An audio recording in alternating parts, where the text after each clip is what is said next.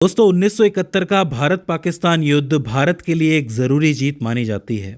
इस युद्ध का सबसे बड़ा परिणाम था बांग्लादेश का स्वतंत्र राष्ट्र के रूप में उभर के आना। इस जीत के बावजूद भारत ने दूरदर्शिता दिखाते हुए सोचा कि ये जो पड़ोस की दुश्मनी है ये शायद भारत को कभी स्टेबल नहीं होने देगी, क्योंकि पाकिस्तान ने अभी अभी एक बड़ा भाग खोया है।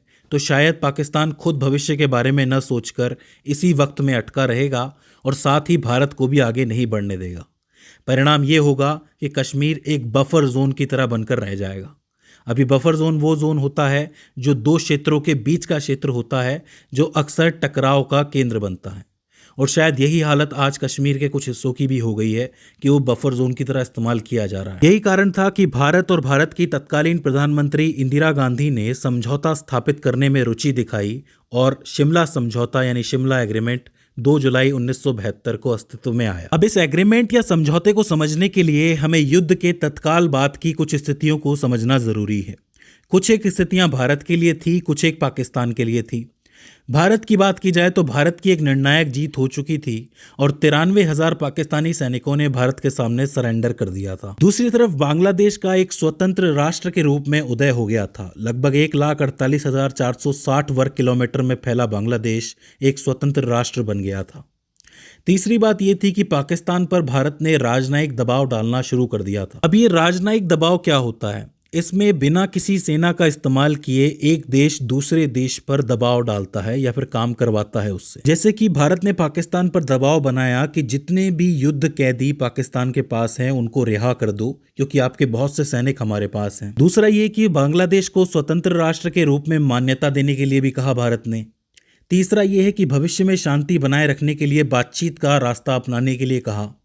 और चौथा ये कि जो अंतर्राष्ट्रीय समूह था, इंटरनेशनल कम्युनिटी, उसको ये कहा कि पाकिस्तान पर शांति स्थापित करने के लिए दबाव डालो। अब चूंकि युद्ध पाकिस्तान ने शुरू किया था 1971 का, एयरबेस पे हमला किया था, यही कारण था कि अंतर्राष्ट्रीय दबाव भी पाकिस्तान पे ही ज्यादा था। एक स्थिति भारत के लिए और थी कि भारत चूंकि युद्ध तकरीबन जीत गया था तो भारत ने एक तरफा युद्ध विराम की घोषणा कर दी थी।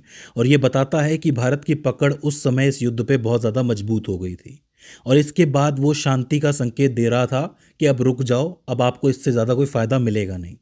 तो ये स्थितियां भारत के लिए बनी हुई थी। दूसरी तरफ पाकिस्तान के लिए स्थितियां थोड़ी गंभीर थी, क्योंकि 93,000 सैनिकों का आत्मसमर्पण हुआ था। तो इस वजह से पाकिस्तान की प्रतिष्ठा और सैन्य शक्ति को एक धक्का सा लगा था। दूसरा ये कि पाकिस्तान को क्षेत्रीय नुकसान बहुत ज़्यादा हुआ था। चूंकि बांग्लादेश अलग हो गया था तो 1,48,460 वर्ग किलोमीटर का ये क्षेत्र जा चुका था। इस क्षेत्र के जाने के साथ ही भौगोलिक नुकसान हुआ, आबादी का नुकसान हुआ और आर्थिक संसाधनों का भी नुकसान हुआ। तीसरी बात यह थी कि पाकिस्तान की अर्थव्यवस्था कमजोर पड़ गई थी, क्योंकि उसने ज्यादातर पैसा जो था वो रक्षा खर्च के अंदर डाल दिया था और युद्ध की वजह से व्यापार में भी व्यवधान पड़ गया था।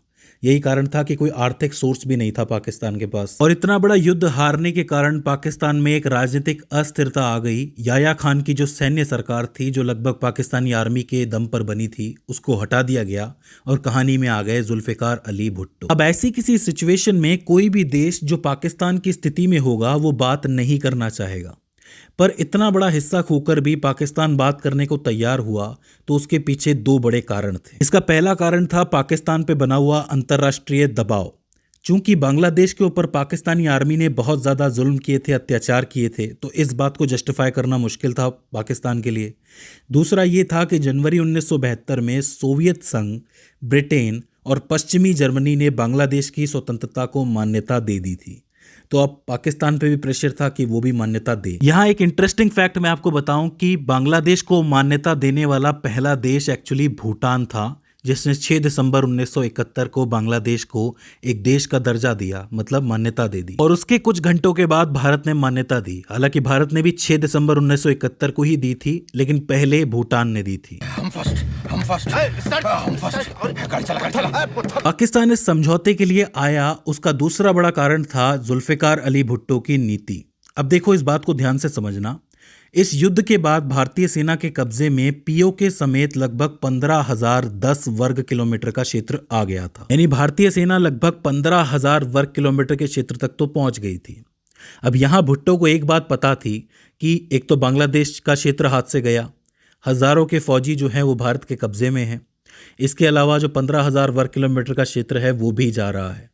तो इस वक्त खुद को भी बैकफुट पे रखना पड़ेगा और भारत को भी बैकफुट पे भेजना पड़ेगा, और इसी कारण पाकिस्तान हंसते हुए समझौते के लिए तैयार हुआ। अब हम समझते हैं कि इस समझौते के मुख्य बिंदु क्या थे। याद रखना, ये जो समझौता है ये तत्कालीन प्रधानमंत्री इंदिरा गांधी और जुल्फ़िकार अली भुट्टो के बीच में होना था, और इस समझौते के लिए जुल्फ़िकार अली भुट्टो अपनी बेटी को भी साथ में लाए थे, जिनका नाम है बेनज़ीर भुट्टो।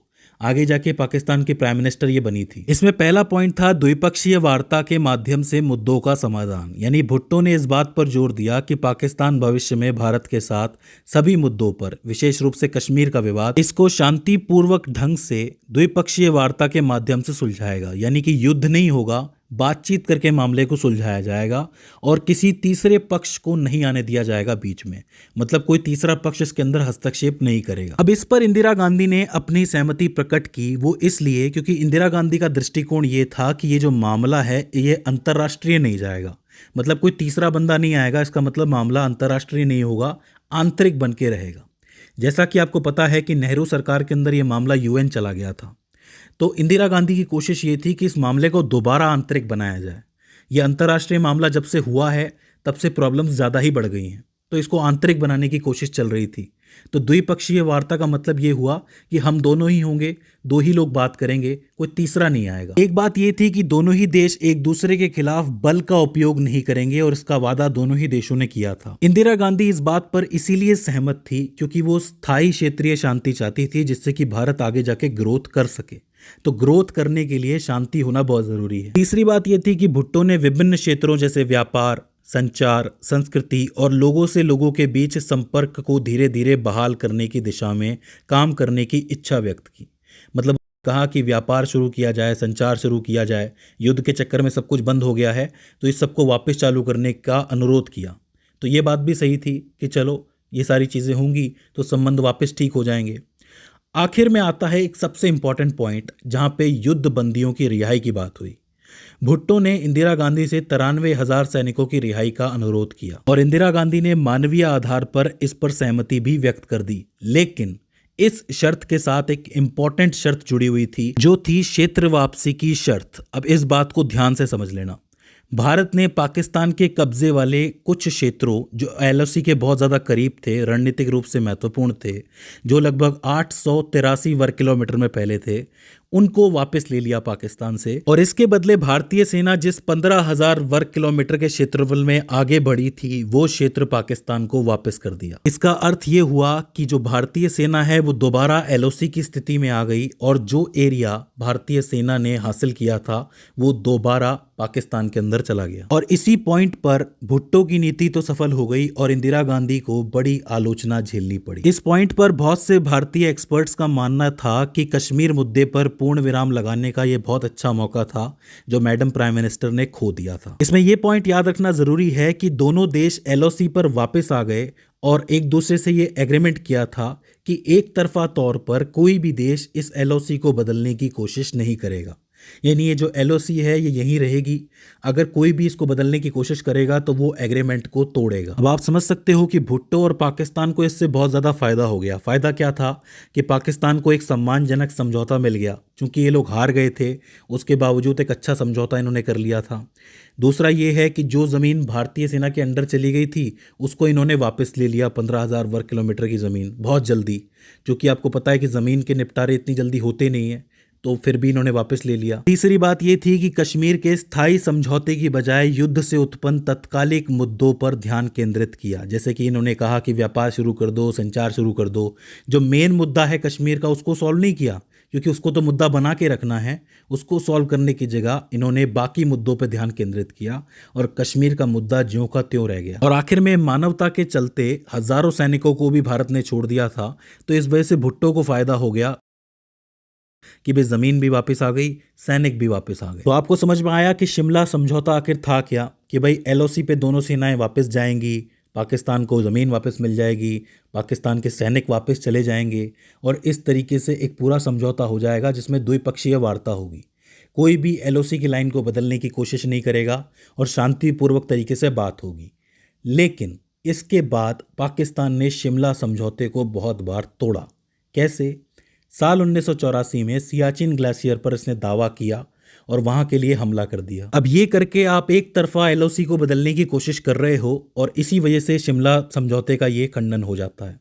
इसको रोकने के लिए भारत ने ऑपरेशन मेघदूत चलाया और पाकिस्तान की कोशिश को विफल कर दिया। दूसरी कोशिश हुई 1999 में, जहां पे एलओसी की घुसपैठ करने की कोशिश की थी और उस घुसपैठ को रोका भी था भारत ने।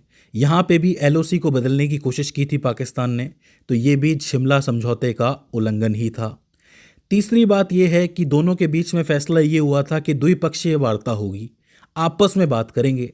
लेकिन आप देखते हो कि पाकिस्तान बार बार जाके अंतर्राष्ट्रीय मंचों पे खड़ा हो जाता है, वहां पे कश्मीर की बात करना शुरू कर देता है। अब यहां पे भी आप क्या कर रहे हो कि तीसरे पक्ष को बीच में लाने की कोशिश कर रहे हो। तो इसका मतलब ये हुआ कि जब से ये समझौता हुआ है तब से लेके आज तक आप इस समझौते को तोड़ते आए हो। तो आज अगर आपने समझौता रद्द कर दिया तो क्या नया कर दिया?